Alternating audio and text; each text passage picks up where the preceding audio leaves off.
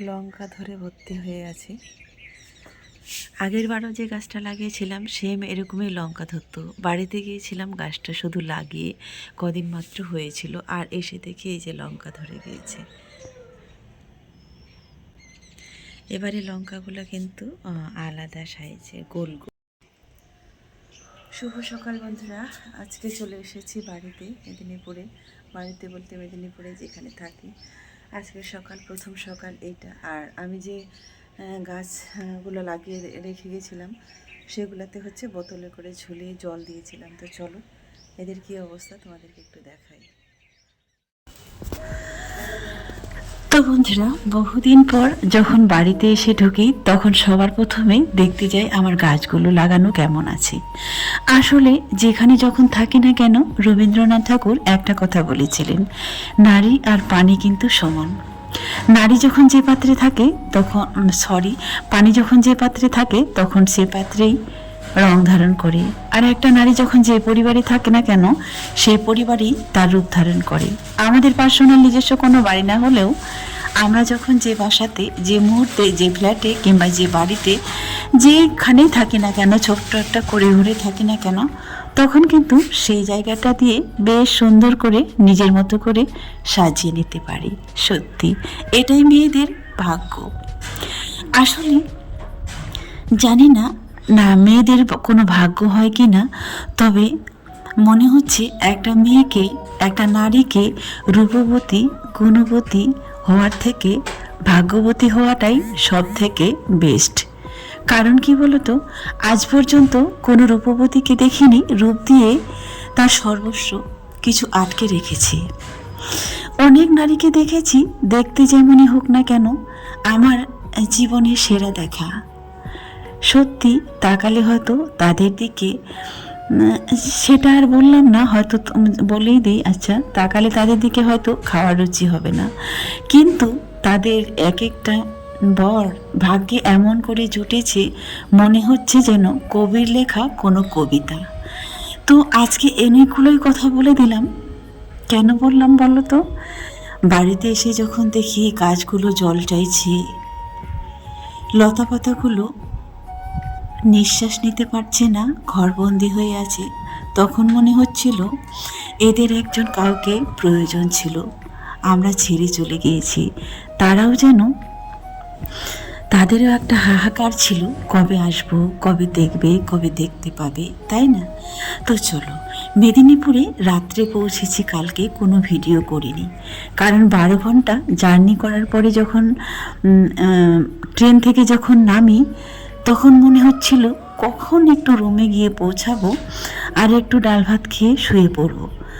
তাও কিন্তু কি হয়, সবার প্রথমে ট্রেন থেকে নেমে একটা টোটো খুঁজতে থাকি মরিয়া হয়ে। টোটোটা পাওয়ার পর বাড়িতে পৌঁছাই। বাড়িতে পৌঁছলে যে ওই বিছানায় ওই পাত্রে রান্না করতে পারবো, সেটাও সম্ভব হয়ে ওঠে না। কারণ কি বলতো? কারণটা হচ্ছে, সবার প্রথমে এসে পুরো ফ্ল্যাটটা ঝেড়ে মুছে ধুয়ে পরিষ্কার করতে হয়।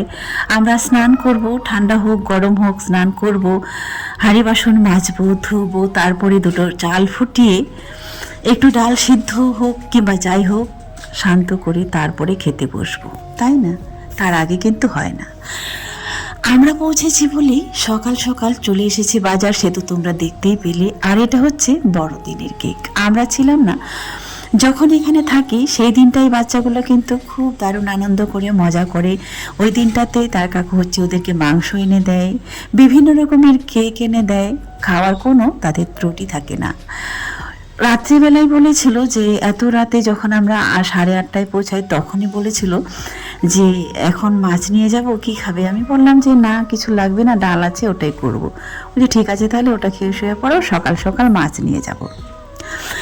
তো যাই হোক, আমরা ঘুম থেকে উঠিনি, তখনই দেখছি যে আমাদের কলিং বেল বাজছে। তারপরে আমি দেখতেও পাইনি, দেখি সবজিগুলো ঢেলে দিয়ে চলে গেছে। আমি দেখলাম শুধু যে ঢেলে দিয়ে চলে গেছে। আর নিত্য দিনের যে মাছটা থাকে, সব থেকে বড় রুই মাছটা, সেটাই ছিল আজকেও সেটা। তবে আজকে রান্নাবান্না আর এখনই শুরু করব না, কারণ কালকে যেগুলো নিয়ে এসেছি আর ওইখানে যে বাচ্চাগুলো পড়ে বেরিয়েছে, সেগুলোতে মনে হচ্ছে অর্ধেক কাদা আর মাটি বের হবে। ওরা যখন গ্রামে গিয়ে পৌঁছায় তখন তো শুধু সবার সাথে ছুটতে থাকে, কি গ্রাম খাল বিল কোনো কিছুই দেখে না। আসলে যখন সারা বছর এখানে বন্দি হয়ে থাকে, এই চার দেওয়ালের মাঝে ছাড়া কোথাও যেতে পারে না, তখন কি হয় বলতো, ওরা আকাঙ্ক্ষা হয়ে থাকে। তারপরে যখন ওরা ছোটাছুটি মনের মতো একটা ছোটান্ত জায়গা পায়, সেখানে তো পুরো পৃথিবীটা ওদের হয়ে যায়, বললেও কি আর শুনবে। আর আমার ব্যাপারটা তো আমাকে তোমরা লাগিয়ে দেখেছ। ধানের কাজ থেকে শুরু করে সিদ্ধ করা, রান্না করা, ঝাড়ু দেওয়ার সমস্ত কাজ। আগে হয়তো এই জীবনটাই আমার ছিল, এখন হয়তো অন্যরকম একটা জীবন বেছে নিয়েছি। সব মিলিয়ে আমার জীবনটা যেন মিক্সচার হয়ে গেছে। তবে এটা ঠিক, যখন যেখানে যাই না কেন সেই সেই জায়গাটাতে সব কিছুতে মানিয়ে নিতে পারি, সব থেকে বড় কথা হচ্ছে এটাই। তো যাই হোক, আমরা যে কাল এতটা রাতে পৌঁছেছি, তো আমরা বর্তমান যে ফ্ল্যাটে আছি সেটা কি বলবো, বস্তি বলবো না কি বলবো, তবে পৌর এলাকা। আমরা যখন ফ্ল্যাটে ঢুকি তখন কিন্তু কেউ জেগেছিল না, সবাই ফ্ল্যাটে তো কেউ কারো দরজা থাকে না খোলা, তবে মালিক যে দিদিটা সেও ঘুমিয়ে পড়েছিল। তাকে ডাকলাম, মনে হচ্ছিল তার কাছে যেন একটা গভীর রাত। আর আমরা এই গভীর রাতে প্রবেশ করলাম এই বাড়িতে, তাই না? তো যাই হোক, এখন সকালে আর ডাকিনি। সকালে সকালে যখন আমি কাছাকাছি করছি তখন কিন্তু দিদি দেখতে পেলো। তো যাই হোক, সব কিছু কেচে পরিষ্কার করে তারপরে ঢুকালাম। তারপরে মনে হলো চলো আগে মাছটা কেটে নিই, তারপরে বাকি কাজ করব, স্নান করব। কাছাকাছির কাজটা কমপ্লিট হলো, এবার মাছটা কেটে নিই। মাছটা কাটার পরে যাব রান্নাঘরে। মাঝামাঝি এখনও বাকি আছে, তবে মাজার কিছু বিশেষ কিছু নেই। কাল রাতে যেটা খেয়েছি সেটাই। কাল যখন আমরা ঘরে ঢুকি তখন কিন্তু রিয়া সমস্ত কিছু মেজে নিয়েছে, মেজে পরিষ্কার করে রেখে দিয়েছে। চলো, এই রুই মাছটা আমাদের অনেক ভ্লগে তোমরা দেখেছো। শাকের মধ্যে পুঁই আর মাছের মধ্যে রুই সবাই বলে। একটা সময় এই মাছটা খেয়ে খেয়ে যেন মুখে স্বাদটা যেন বিরক্ত হয়ে এসেছিল। কিছুদিন বলেছিলাম এই মাছটা আর এনো না, অন্য মাছ নিয়ে এসো। তবে মাঝে মধ্যে গলদা চিংড়ি কিংবা কি বলে কাতলা মাছ এগুলো নিয়ে আসতো। আজকে আবার দেখি যে হঠাৎ করে এটাই নিয়ে এসেছি। তবে যাই হোক, ভালোই হয়েছে। আমি উত্তর দিনাজপুর থেকে নিয়ে এসেছি আমাদের ওখানকার বড়ি। তবে মেদিনীপুরের বড়ি বিখ্যাত হলেও কিন্তু যেটা আমরা বাজার থেকে কিনে খাই, তরকারিতে দিলে হাত দিয়ে যে তুলে খেতে পারি সেটা কিন্তু হয় না। তুলতে তুলতেই কিন্তু কেমন যেন একটা মোমের মতো গলে যায়। আর আমাদের উত্তর দিনাজপুরের বড়ি এই যে দেখো, বড় বড় সাইজ। আর যে রান্না করেছি তো সেটা তুমি তুলে খাও কিন্তু ভাঙবে না, পুরোটাই যে ডালের আছে, কোনো আটা মিশালেও কিন্তু কেমন একটা হয়। আর স্বাদটাও কিন্তু এইরকমই, অন্যরকম একটা স্বাদ। তবে যারা ঘরে বড়িটা বানায় তাদের কাছে হয়তো পারফেক্ট হয়, তবে ঘরোয়া বানানো খেয়ে দেখিনি, অনেক দিন আগে খেয়েছিলাম। তারপরে চলে এসেছে আমাদের নর্থ বেঙ্গল থেকে একটা গিফট। চলো ওই গিফটটাই আজকে খুলি, তোমাদেরকে খুলে দেখাই। এত বড় একটা ব্যাগ, তার মধ্যে কি কি আছে সেটা তোমরা নিশ্চয়ই দেখতেই পাচ্ছ। এটা হচ্ছে